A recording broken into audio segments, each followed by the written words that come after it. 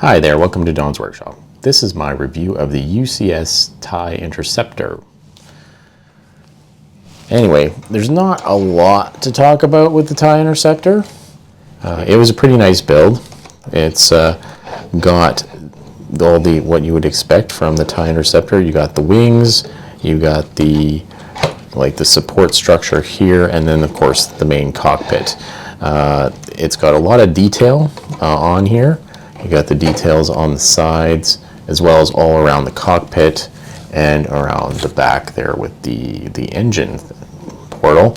And there is a lot of detail on the inside of the TIE fighter as well. So the cockpit has quite a lot of detail while you're building it. It is quite cool.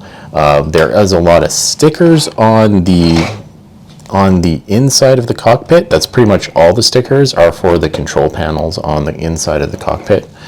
But other than that, there's no other stickers really. There is no other stickers. It's just inside the cockpit.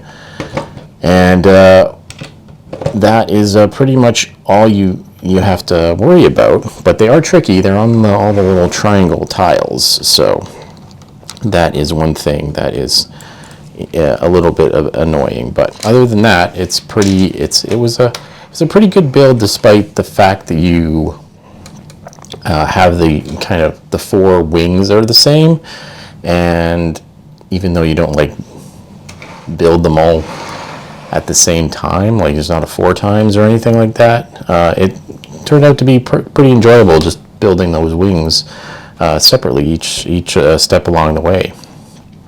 And then of course there's the stand here. It's got the printed. This is printed display panel with the details of the TIE Interceptor, as well as this is the 25-year anniversary of Lego Star Wars. It's got the little display printed brick there, and then we could get a TIE fighter pilot. So. And there's a little droid as well that is with it. We can actually read the book for more explanation of the TIE fighter, of this TIE fighter, and see what it has to say. This is a rare gem in the Ultimate Collector series. When the first Star Wars movies were released, fans were awestruck by the high level of detail and authentic looks of the starship fleets in this intriguing galaxy.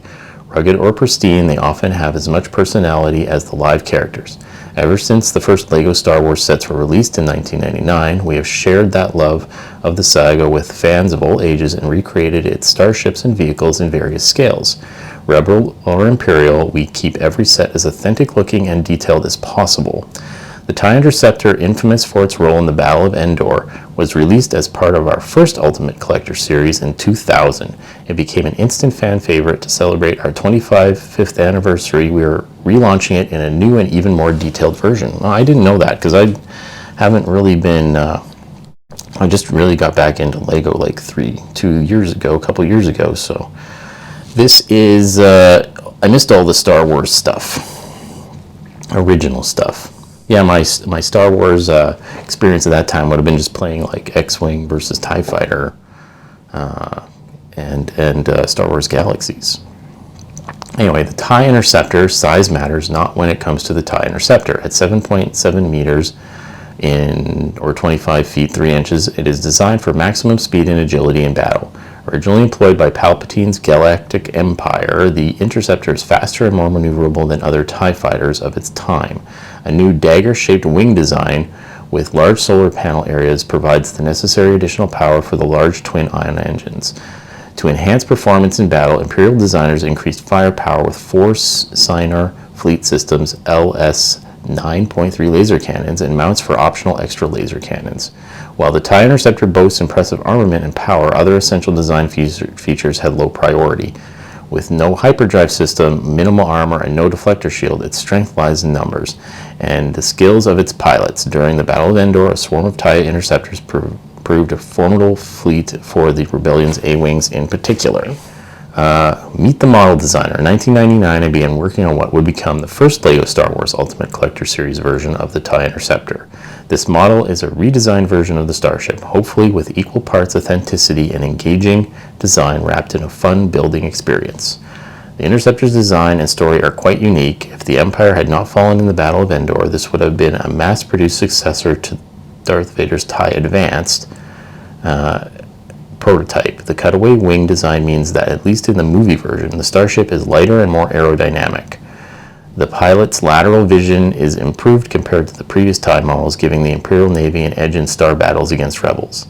The model is mounted on a stand with a 25th anniversary plaque. The TIE pilot minifigure with a new arm print is exclusive to the set.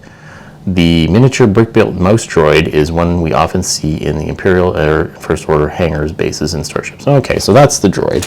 It's the little droid. And then I didn't realize that there is the armpit prints on these guys. I'm pretty sure, so this design, the old design, I have never seen that. That's the first time I've actually seen the old design. I have to say the new design is way better than the old design. It is quite an improvement. Of course, this is a 25-year difference, and it is impressively, the new design is really good. Innovative Imperial design. Behind the transparisteel viewport is a fully equipped cockpit with features characteristics of the TIE Fighter class starships. Open the top hatch to see the pilot's seat, detailed octagonal engine section with inside greebling. Unique new Lego building techniques were used to achieve a more authentic replica of the sphere-shaped exterior compared to the previous Lego TIE Fighters. Training wheel elements in the new gray color represent the wing struts, angled hinges, and 32 new 2x4 sloped elements. Oh, okay, those are new. Without studs were used to frame the bent solar wings. That's these slopes that are on the sides here. And then 2 shovels representing the advanced targeting sensors that were also featured in the original UCS model from 2000. The first time a special element was used for a purpose other than its original use. And those are those shovels that are over here, right there.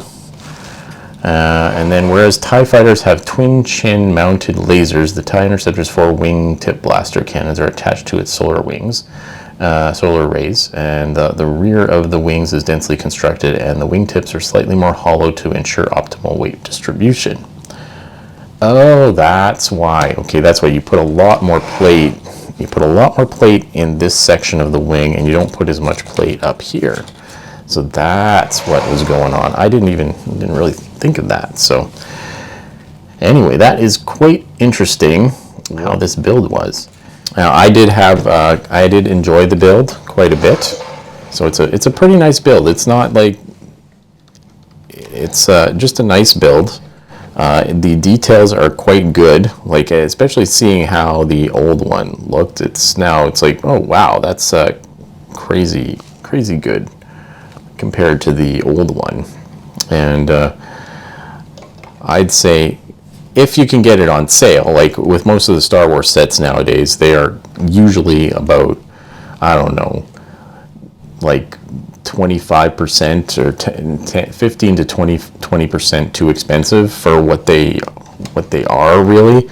So if you can find it on sale or double points or something, I'd say, yeah, this one's probably pretty nice to build if you like Star Wars and you're into that. Other than that, like with other Star Wars sets, it can be expensive if you don't get it on a deal, and I found it for $50 off. So anyway, if you like that review and you'd like to see more, please subscribe. Thank you for watching, and take it easy.